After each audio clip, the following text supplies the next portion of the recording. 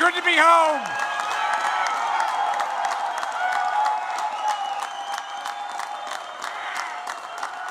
Whoa.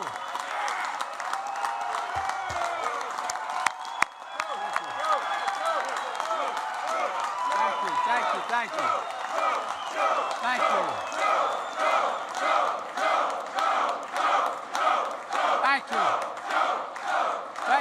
you. Thank you. Thank you. You better stop, I'll start believing it.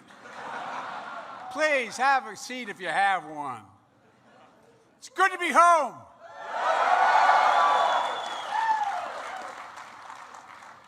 You know, I look out there and I see an awful lot of you who, as they say in Claymont, Delaware, who brung me to the dance. And I really mean it. There is no exaggeration. I'd not be standing here without labor, without union labor. Folks,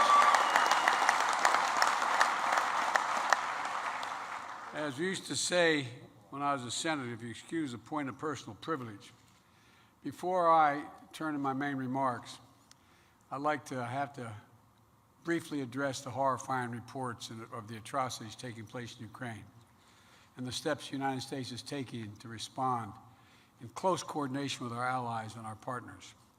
And I'm sure you've seen the pictures from Bucha and just outside of Kyiv. Bodies left in streets as Russian troops withdrew. Some shot in the back of the head with their hands tied behind their backs.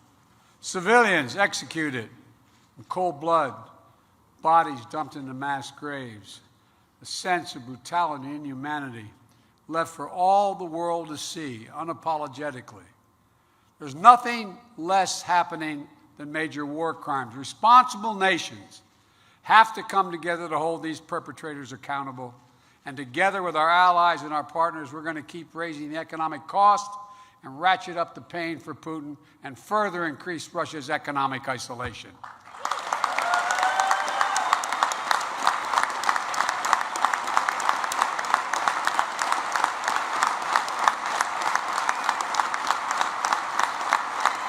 Folks, the steps we've already taken are predicted to shrink Russia's gross domestic product by double digits this year alone. Just in 1 year, our sanctions are likely to wipe out the last 15 years of Russia's economic gains. And because we've cut Russia off from importing technologies like semiconductors and encryption security and critical components of quantum technology that they need to compete in the 21st century, we're going to stifle Russia's ability and its economy to grow for years to come. Folks, this is the United States, and we're taking additional steps in lockstep with our allies and partners to raise the economic pressure on Putin. First, the United States will impose full blocking sanctions on Sberbank, by far the largest financial institution in Russia, and Alpha Bank, its largest private bank. We're locking down any accounts, any funds that those banks hold in the United States. They'll not be able to touch any of their money. They'll not be able to do any business here. And second, I'm going to sign an executive order that's going to ban any new U.S. investment in Russia. More than 600 private sector companies.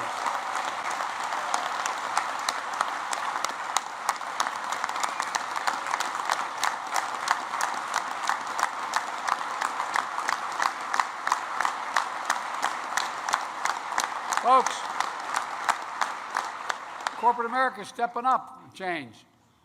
From McDonald's to Exxon, they've left the Russian market on their own accord, 600 of them. Think about that. The private businesses choosing to leave Russia rather than risk being associated with Putin's brutal war. And this ban on investment is going to make sure that new money can't come into Russia to replace what's left so that the Russian economy doesn't feel the loss and the loss of these businesses for the long term. Third, we're adding more critical state-owned enterprises to the list of fully blocked Russian companies. These companies are major revenue generators owned by Russian government, which Putin uses to fund himself and enable his war in Ukraine. They'll also be cut off from doing any business with the United States.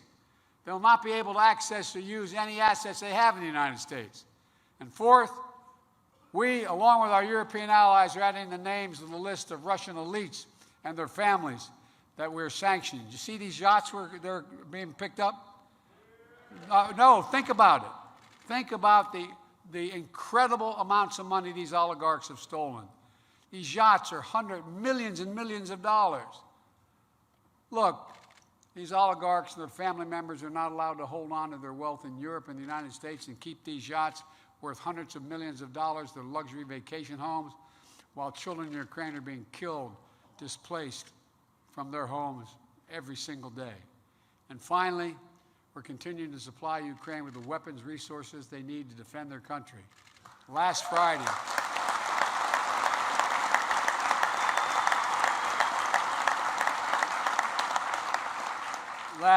we announced millions in funding to procure new equipment for Ukraine.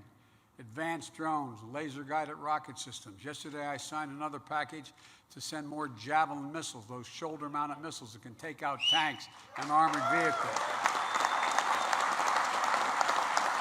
To keep getting an uninterrupted supply to the Ukrainian military. You know, we won't be able to advertise every piece of security we give because our allies and partners are supplying to Ukraine through us.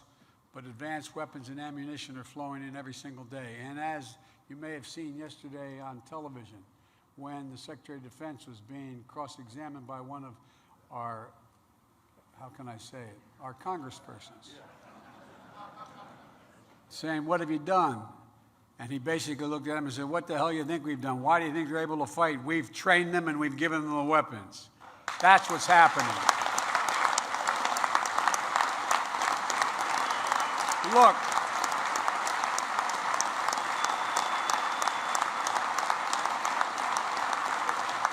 thanks to the bravery, the grit, and the fighting spirit of the Ukrainian people, Russia has already failed in its initial war aims. Russia wanted to take Ukraine's capital city, Kyiv, and topple its democracy and elected government. Today, Kyiv still stands, and that government still presides. This fight is far from over. Here's the point. This war can continue for a long time, but the United States will continue to stand with Ukraine and the Ukrainian people in the fight for freedom. And I just want you to know that. And by the way, if I got to go to war, I'm going with you guys. I tell you. I mean it. I want to talk about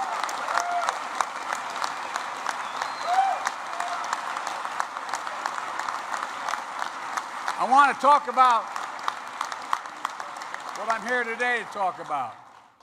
You women and men and the American